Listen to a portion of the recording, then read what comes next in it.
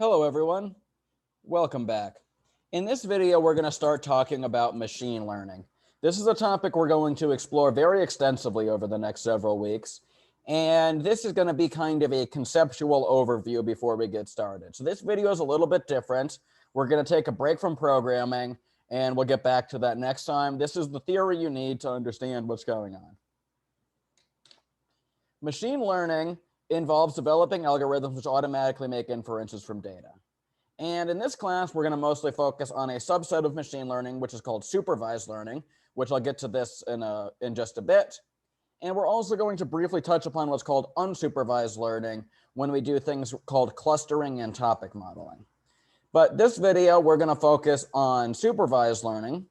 And the most two common supervised learning tasks are classification and regression. So for classification, we're going to assume we have, for example, a whole bunch of different pictures. Maybe we got 1,000 pictures and 500 of these pictures are cats and the other 500 of these are dogs. What you might want to do is you might want to build a classifier which can look at some new image it's never seen before and automatically answer, this is an image of a cat or an image of a dog. In another variation of the same problem, you could have a whole bunch of pictures of images of like handwritten digits. And you'd want to develop a network which can automatically say that this is a 1, this is a 9, and this is a 3. In the general framework, you would have a bunch of inputs, which might be images, or they could be something else. And then you're going to have labels. And together, these are what's called training data. And the goal is given from these examples where you've already been shown, can you make predictions about a new image or like a new set of inputs? Now, image classification has been really a hot topic in the last decade or so. There's been tremendous progress. And this and related advances in audio and video processing is basically why driverless cars work way better than they used to. And also why things like Alexa and Siri are relatively ubiquitous at this point. That said, in this class, we're mostly going to not focus on images except for in one of the videos. And we're going to delve pretty densely into the Titanic data set based off of the 1997 Leonardo DiCaprio movie. And so what the Titanic data set is, it's going to have a list of everyone who was on the Titanic. And some of these people died and some of these people made it to safety. And we're going to try to predict who died and who didn't die based on other variables about the person, like what their age was, were they male or female, were they in first class or second class, and we're going to do a detailed analysis of this data set.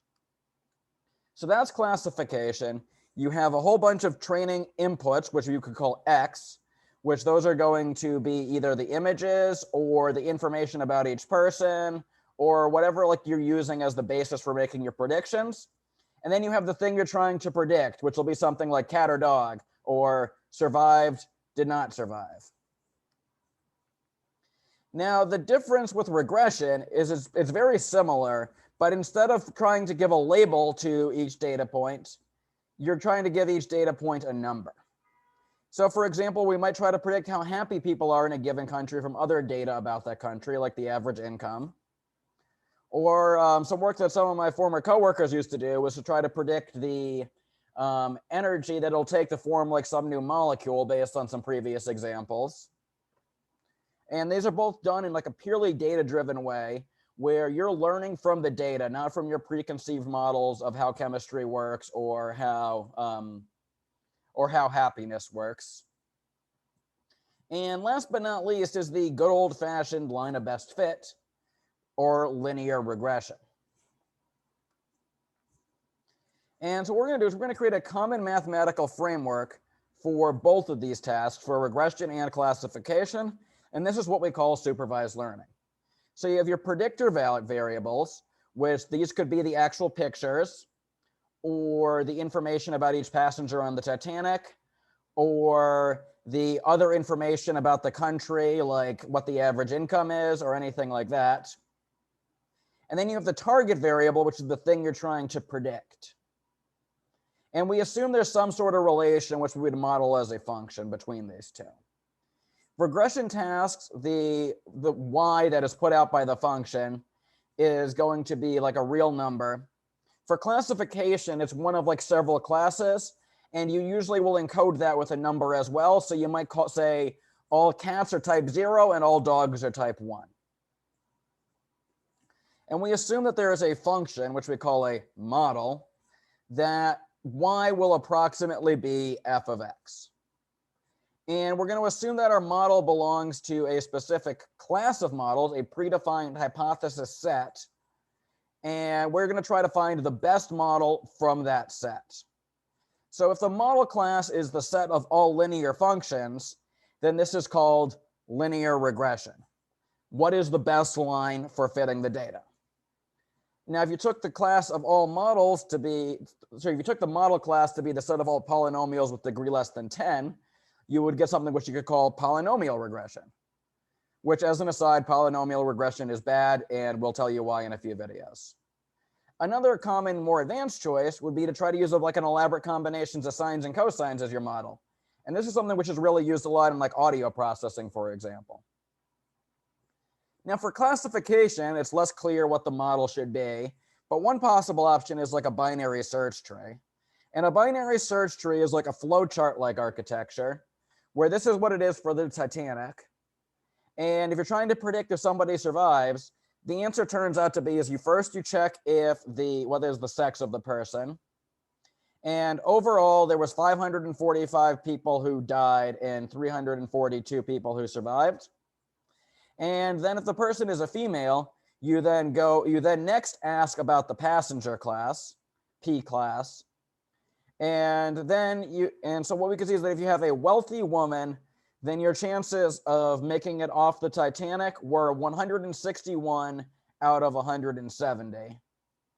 Whereas if you were a male, then the next question they would ask is, what is your age? Because male children were given preferential treatment over adult males in this context.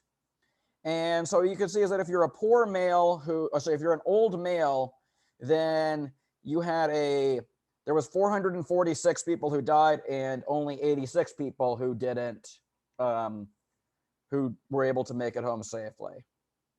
So the old saying of so-called women and children first when it came to evacuating a boat appears to have been followed in the Titanic based off of our analysis here. So now we have a model set, and we want the best model from our model set. And the way we evaluate how good a model is we try to minimize what's called our loss. The loss function is like the total aggregated error, and we want to make our total error as small as possible. So formally what we do is we sum over every single data point, and we look at some loss function that depends on f of xi, how different is it from yi, the actual correct answer. And then we just add all of that up, and we try to make it as small as possible over all functions in our data set. Now, this is a bit abstract to say, quote, a loss function. But what I claim is that the most common example is something which you may be familiar with, which is called least squares, where what you do is you take the function evaluated at xi, you subtract off yi, you square it, and you add them all up. This is kind of like when you take a variance. And in this case, this is the one that you use in linear regression. So you're trying to find the line such that the difference between the dot and the red line is as small as possible. And that's it for our conceptual overview. And I'm also going to give you a link to a picture that one of the other professors made, which it can also be kind of helpful to kind of summarize everything in one slide. Conceptual overview, you got predictors, you got a target, you got a model, you got a loss function, and we're trying to find the best model to give us the line that's closest to the dots on average. So that's it for this video. I will see you again next time when we're going to start actually doing this in Python. That's it for the theory. Back to computer programming next time.